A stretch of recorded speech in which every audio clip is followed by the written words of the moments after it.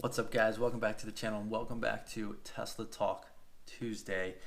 I think like normal, we're just gonna jump right into it because I don't have much of an intro here. So let's just jump right into some Model Y news. So recently, I'm looking at my phone here. I guess someone did a walk around video of a Model Y spotted at a supercharger. There's a couple Model Ys out. You know, they do testing with the cars before they're actually going to full production and they're released to everybody. So a Model Y was spotted, and you can kind of see the third row seats. However, it's a crossover SUV, a compact SUV. It's no Model X. It's definitely not going to be ideal for adults. It's probably going to be similar to the rear-facing child seats that are like in my Model S. Discontinued feature, but it is kind of cool. I think it's cooler on the Model S than on the Model Y, but supposedly there's going to be a third row. I just don't really see adults getting back there, but it is neat to see some of these prototypes and some videos of people walking around them out in the wild. They're also saying that they're going to bring back the third row rear-facing seats on the Model S, which they were supposedly testing at the Nürburgring with the plaid like powertrain, all that jazz. They were saying, or Elon was saying, you know, we're testing out a 7-seater going around the Nürburgring. They had the Model S there, which is sort of indicative of them bringing back those third row rear-facing child seats. So I don't know. He was saying adults might be able to fit back there. Possibility, there's kind of like a thick bar there where you get the hinge of the trunk. So depending on if they move it up or back and you just have like a solid hood line, maybe you'd be able to get a couple more inches and maybe fit adults there. The footwell, it's very deep, so there's a lot of room, but yeah, I don't know how that's going to work. Now, I know in my last video, I talked a little bit about the drag coefficient of the truck, which Elon didn't really touch on in the demo and showing off the truck. I keep wanting to say car, but someone did ask about it, and Elon recently said that with extreme effort, the Cybertruck might hit a 0.30 drag coefficient, which would be insane for a truck. However, this requires tweaking many small details. So this is interesting because I have some stats here on drag coefficient. So on the worst case scenario, you have bricks like the H2 Hummer with a drag coefficient of 0.57. Now this is information I'm getting from an electric article. Then you have other cars, a lot of sports cars are around a 0.30 or 0.29, which is what Elon says the Cybertruck might be able to get down to, which is crazy. And those are cars like Corvettes and the Honda NSX.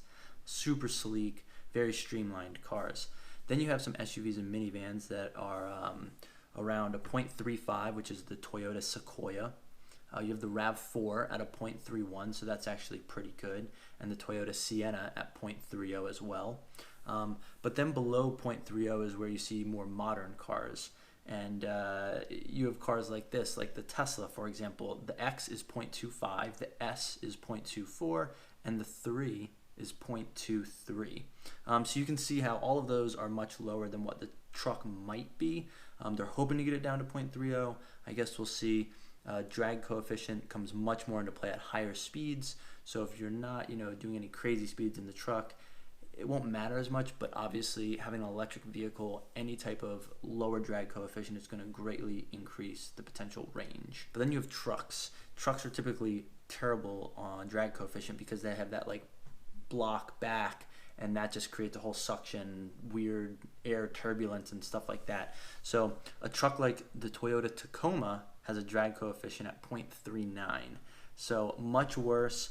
So it'll be interesting to see what the truck actually has when it comes out and when it's done, what they're able to tweak. And then obviously they have to add those side mirrors potentially, unless they can get away with cameras somehow. So that will add a little bit of drag, and they're going to have to tweak other parts to make it better. But it is possible, especially with that nice long sloped roof line that goes right into the truck bed. So again, function in the form. Now, something else that's very interesting is that apparently a mayor in Mexico has placed an order for 15 Cybertrucks, 10 being the dual motor variants, 5 being the tri-motor variants. And well, it'll be the first, I guess, mass order of Cybertrucks. I don't know if there's others, but this was just an extremely interesting case. They're hoping to use it in the police force, reduce costs. I mean, they're essentially personal armored carriers, kind of like Tesla or Elon said. They can stop a 9mm bullet round. You have the armor glass. you really can't like dent or hurt these vehicles. Off-roading, great range, very quick. Like, it is kind of an ideal police car or armored carrier if the mayor wanted to get around. Interesting order. I think he's hoping to get a slight discount. He's set aside, I think, 30,000 pesos for these 15 trucks, so it is pretty neat to see.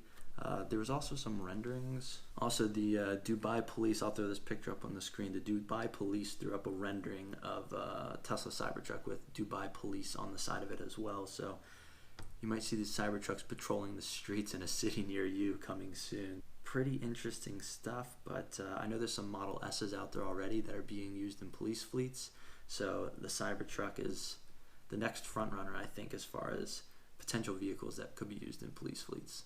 Now, even more importantly than all of this is that a Tesla has hit 1 million kilometers. So not quite a million miles, but a million kilometers. I think it's a little over 600,000 miles, which is still extremely impressive. So in doing these 610,000 miles, I think it is, he went through 3 drive units and 2 battery packs. Now, the good news is that the second battery pack, let me actually get my cell phone here, of the stats. So it's a 2013 P85, same one I have, except I have a 2014. Let's see, sorry, 621,000 miles. So Electric reports that the good news is the most recent battery pack is going on almost 500,000 kilometers, which is 310,000 miles with very little battery degradation. So he's gotten over 300,000 miles with minimal battery degradation. So that's good news for everybody out there who has a Tesla that hasn't gone 300,000 miles. And then I guess with the latest drive unit has over 680,000 kilometers on it. So that's 422,000 miles on the latest drive unit. So the early drive units were prone to potential failure. Tesla obviously bulked up, beefed up those drive units. I have had one drive unit replaced. So I'm on my second drive unit as well. I also have a P85, it's 2014, but that is kind of like a known point of potential weakness. But the good news is that even if you have an older car, all Model S's, at least the earlier ones, I think they still have this, but I'm not sure, had an 8-year unlimited mileage battery and drive unit warranty on them. So I still, even though my warranty, my like bumper to bumper warranty is ending in February, or when I hit 100,000 miles, I still have a warranty on my battery and drive unit. So I should be covered even if my battery starts to degrade too much or if my drive unit goes bad again. But since I just had it replaced recently, I'm hoping that all of those potential changes have been incorporated and I should be good to go. So shouldn't be too much of an issue, but if it is, I'm still covered for another 2 and some odd years. So not a huge deal, but this is very good to know. 422,000 miles on the latest drive unit and over 300,000 miles on the latest battery pack that he has in his car. He said that he loves driving. He's hoping to hit 1 million miles in this Tesla Model S. So very curious to see how that plays out and if there's any other major issues with the car. But super cool to see and good to know that the battery and the drive units are holding up very well. Now there's been a lot of talk as well about the Cybertruck Ford F-150 tug of war and how it wasn't a fair battle, which Elon came out and said, yes, I agree. Let's do a rematch. So the Ford CEO tweeted Elon and said, hey, if you send us a Tesla Cybertruck, we'll do an apples to apples comparison with the Ford F-150. Elon was all about it. There was a rematch on, and apparently Ford backed out. So I guess Elon's still going to do it with the F-150 that, you know, they can obviously just get their hands on and buy.